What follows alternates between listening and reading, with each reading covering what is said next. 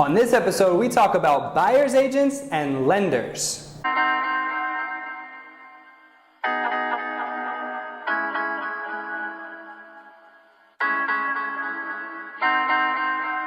What's up, everybody? This is Ask a Realtor, episode 16. Thank you so much for checking in, and I'm glad to be back. This is my first episode of 2017, so I hope you guys are stoked. I know I am. I'm going to get right into it with the question number 1. What is a buyer's agent? Question 1, what is a buyer's agent and do they even matter? The question was, what is a buyer's agent? So let me tackle that first. What is a buyer's agent? Great question. Technically, buyer's agents are real estate agents and real estate agents are buyer's agents. All agents can be both buyer's agents and listing agents. Truthfully, there's no real difference. What happens is when you get into the bigger teams and whatnot, people take on specialty roles, and buyer's agents are generally specialized to working with the buyers. It's pretty simple like that. Whereas listing agents kind of handle the listings and things like that. Now, the role of the buyer's agent as a whole has really changed recently. Nowadays with Zillow and Trulia and just all this real estate public data just available at buyers' fingertips, buyers come into the transaction knowing a lot more than they ever did in the past, which is a big change from how it was 10, 20, 30 years ago, where the real estate agents were the gatekeepers of all this information and you couldn't get into a house without them. I think that role has changed a lot. I think where a valuable buyer's agent comes into play now is that they know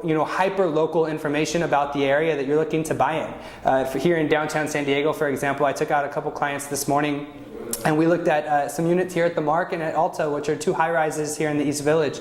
And had I not known about the new Ritz-Carlton that's going up right next door, or the new Hilton Hotel that's going up right in front of the Alta unit, the buyer could have gotten into a situation where maybe they were buying without that knowledge of the future development that's going to happen over the next 3 or 4 years. And that's a big deal. If you're going to spend $1 million on a unit, you really want to know the future, which you can't do without a strong buyer's agent. A good buyer's agent will also be able to kind of guide you through what the comp should be and warn you of potentially like an overpriced unit or alert you to an underpriced, maybe off-market unit. So there's still value in the buyer's agent. I know the role has changed a lot. I actually wrote a blog post about it, which I'll link up here and down below in the comments that you can take a look and you can read that as well. And thanks for asking.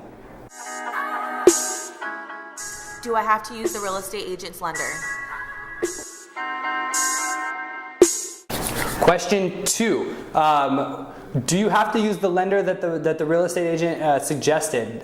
Great question. Truthfully, no. You can use any lender that you want. That's kind of, as a buyer, you have the choice of your lender just like you do of your real estate agent. Generally, there's a relationship kind of made, between the real estate agent and the lender, so they're going to try to refer you. And sometimes it's, selfishly because they know that the lender's good at what they do and they want them to handle it. But sometimes they're pointing you in the right direction for a reason. There are a lot of different types of lenders out there. A lot of buyers kind of just walk into their bank and maybe talk to their lender there at their bank at Wells Fargo or Chase or whatnot, which is great because a lot of times you can get a relationship discount with that bank since you've been banking with them for a long time. But lenders at banks may only have 1 or 2 products that they're able to offer to their buyers, whereas being referred to a mortgage broker might have the option to actually look across all the different banks and provide the right loan product for you individually as a client. So it's always good to maybe get a second and even a third opinion when you're talking about lenders. See who has the best rate at the time. Don't sleep on customer service. A lot of times I think people will go to the best rate and just care about rate only, but they forget that they need to be helped throughout the transaction, and they can get into a situation where they get a lender who's not very responsive, and that could lead to problems later on down the road. So a good mix of of rate and customer service is what makes a great lender. Your real estate agent will usually have a couple relationships forged with those, and always ask for recommendations, but you always ultimately have the choice of which lender you want to use. So great question. That's it. That's episode 16. Thank you so much for checking in. I'll be back doing this a lot more often, so make sure you're using hashtag #AskARealtor on Twitter and Snapchat and Instagram or wherever you are. I'll make sure to see the question and try to get it on the next show, and hope to see you soon. Thanks.